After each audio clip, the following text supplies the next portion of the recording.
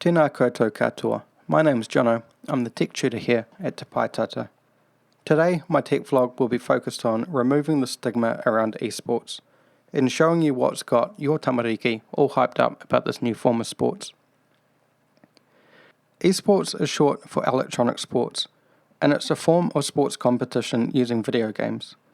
It usually takes form in the way of organised multiplayer events between individual and teams competing for first place.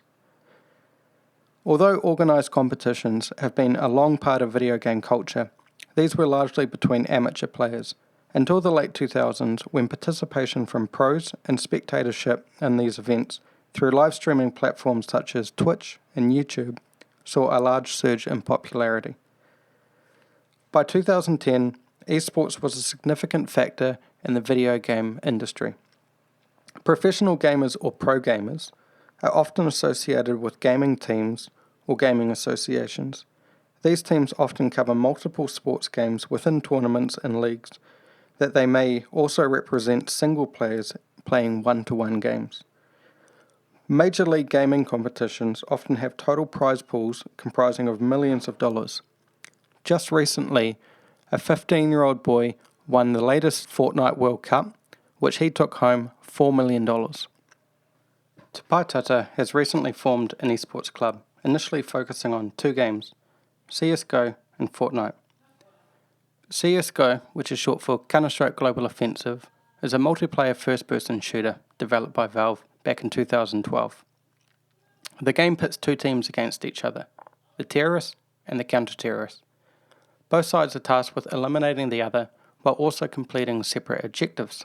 The terrorists, depending on the game mode, must either plant the bomb or defend the hostages, while the counter-terrorists must either prevent the bomb from being planted, defuse the bomb, or rescue the hostages.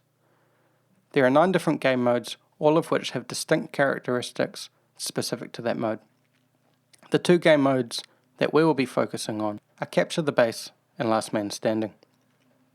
The other game that we'll be focusing on, which I'm sure you've all heard about, is Fortnite. Fortnite is relatively new to the video game scene, released only in July 2017. While it's available on Windows, Mac, PlayStation 4 and Xbox, they've recently included the additions of Nintendo Switch, Android and iOS. There are 3 different game modes: Save the World, Battle Royale and Fortnite Creative. Battle Royale is a player versus player battle for up to 100 players, allowing one to play alone, in a duo or in a squad, usually consisting of 3 to 4 players. Players are dropped from the battle bus, which crosses the game's map in the sky. When they land, they must scavenge for weapons, items, resources and even vehicles while trying to stay alive and attack other players and eliminate them. Over the course of the round, the safe area of the map shrinks down in size due to an incoming storm. Players outside that safe area take damage and can be eliminated if they fail to quickly evacuate and gain area inside the storm. This forces remaining players into tighter spaces and encourages player encounters. The last player, duo or squad remaining is the winner. Players also can use their pickaxe to knock down existing structures on the map to collect basic resources that are wood, brick and metal, of which they can build structures and fortresses to protect themselves. Over the coming months, Te Pae Tata intends to host multiple sporting events with these 2 games.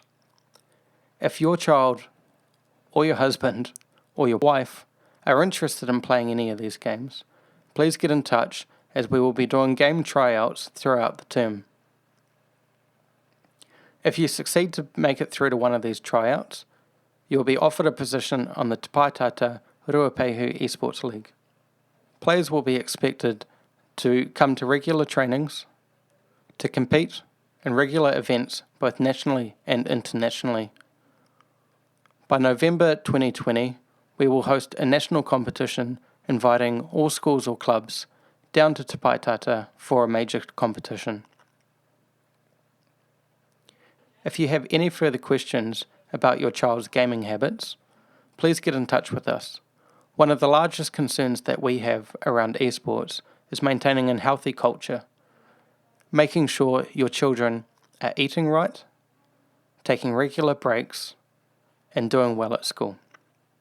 If any team members fail to reach any of these expectations, there will be a plan in place to help them get back on track, or they will get dropped from the team. We understand that there is a very sensitive stigma around esports, and we would like to remove that stigma. By playing video games, you can acquire many specific skills that will help you in a professional environment.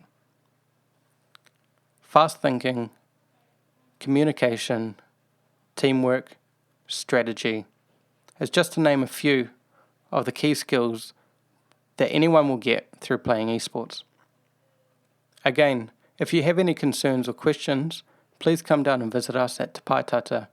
We can show you the facilities that we have here, and we can talk you through any of the questions that you might have about the sports team that your children may be getting involved in.